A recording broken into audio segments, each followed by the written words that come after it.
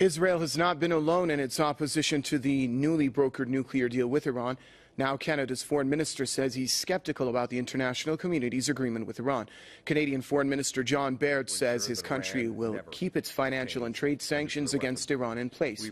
Canada's Conservative government, which is a staunch ally of Israel, has banned nearly all exports to and imports from Iran over Tehran's nuclear energy program.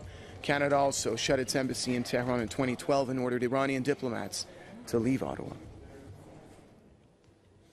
Well, earlier our correspondent gave us more about the recent remarks by Canada's foreign minister on the newly brokered deal with Iran.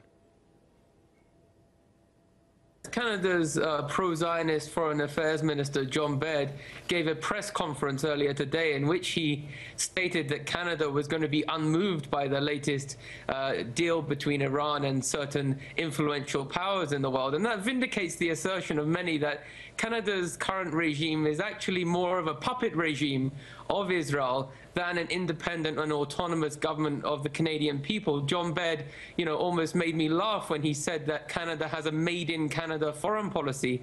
Now, he could rely on the fact that the journalists there are also unable to ask the kind of critical questions that need to be asked when John Baird mimics, like you say, or parrots the fantastic assertions of the Israeli regime. For example, there's no evidence that Iran is pursuing a nuclear weapon, and yet the main premise of all John Baird's assertions is that Iran is pursuing a nuclear weapon, and we can't rely on journalists in this country to say, well, where's your evidence for that? He's allowed to get away with such assertions. He claims that Iran is a threat to peace and stability in the world when Iran is one of the main countries seeking to foment peace in the Middle East against the destabilization projects of the Israeli regime.